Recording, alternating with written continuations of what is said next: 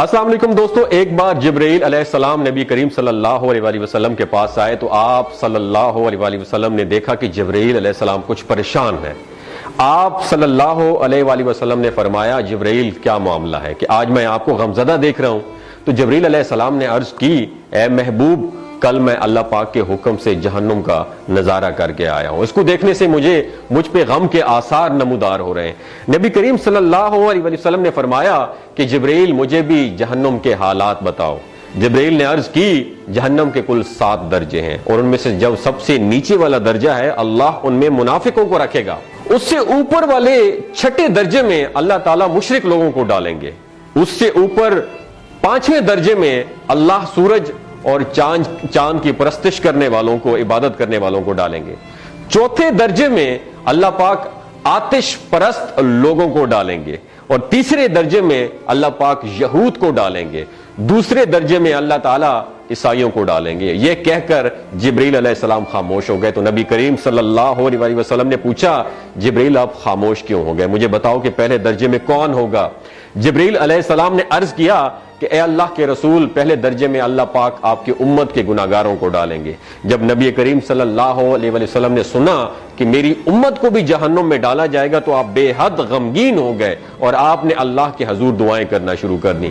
3 دن ایسے گزرے کہ اللہ کے محبوب مسجد میں نماز پڑھنے کے لیے تشریف لاتے، نماز پڑھ کر حجرے میں تشریف لے جاتے اور دروازہ بند کر کے اللہ کے حضور رو رو کر دعائیں فرماتے۔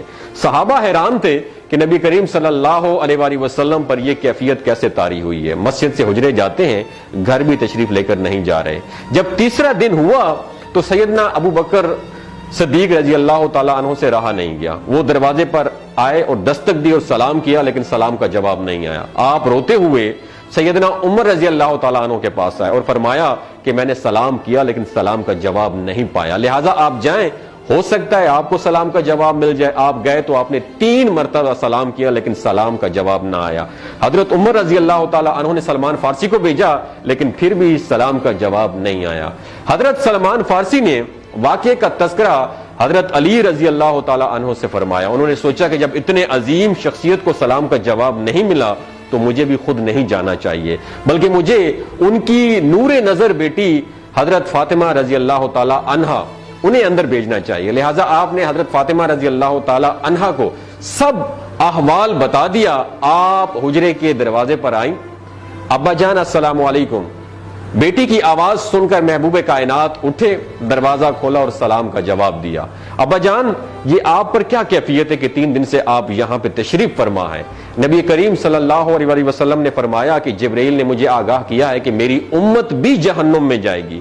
فاطمہ بیٹی، مجھے اپنی امت کے گناہگاروں کا غم کھائے جا رہا ہے اور میں اپنے مالک سے دعائیں کر رہا ہوں کہ اللہ ان کو معاف کر دے اور جہنم سے بری کر دے۔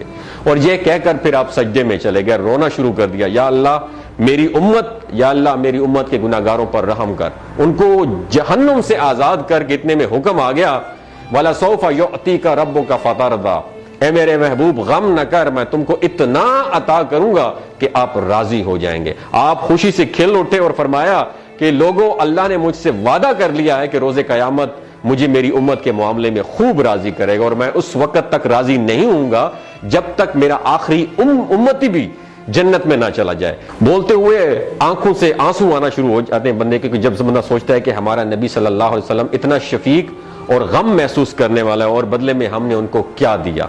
آپ کا 1 سیکنڈ اس ویڈیو کو دوسرے لوگوں تک پہنچانے کا سورس ہے۔ میری آپ سے عاجزانہ اپیل ہے کہ لا حاصل اور بے مقصد پوسٹیں ہم شیئر کرتے رہتے ہیں، لیکن آج اپنے نبی کی رحمت کا یہ پہلو کہیں ہم سے مس نہ ہو جائے۔ ایک شیئر کر کے اپنا حصہ ضرور ڈالیے گا، کیا پتہ کون گناہگار پڑھ کر راہ راست پہ آ جائے اور دوسروں کو تھوڑی سی ہدایت مل جائے۔ کہنے کا مقصد یہ ہے کہ ایک نبی ہمارے لیے اتنا غم خوار ہے اور ہم یہاں بیٹھ کے اس کی امت کے اوپر اتنے مظالم ڈھائے جا رہے ہیں، ہمارے فلسطینی بھائیوں پہ اتنا ظلم کیا جا رہا ہے، لیکن ہم ٹس سے مس نہیں ہو جا رہے۔ آج ہمارے پاس اگر تلواریں ہوتی تو ہم تو بالکل سوچنا ہی ختم کر دیتے، لیکن آج ہمارے پاس میزائل ہیں، آج ہمارے پاس ایٹم بم ہے، لیکن پھر بھی ہم بے حس بنے ہوئے ہیں۔ اللہ تعالیٰ ہمیں ہدایت نصیب فرمائے، اللہ تعالیٰ ہمارے لیے آسانیاں پیدا فرمائے اور اللہ تعالیٰ ہمیں نیک کام کرنے کی توفیق عطا